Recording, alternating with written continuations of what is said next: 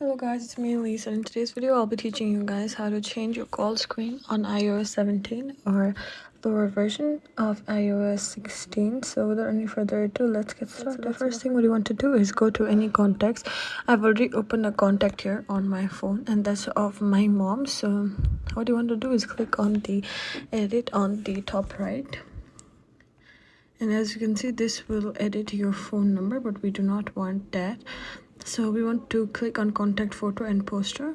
And as you can see, mine has a simple background here, but you can also keep photos or monograms like this and you can also keep emojis that you can make it yourself. So these are some of the ways where you can change your call screen on iOS 17 to make it look more pretty and make it look more aesthetic, or make it up to your standards, or make it some creative on every person who's contact is saved on your phone. Make it different.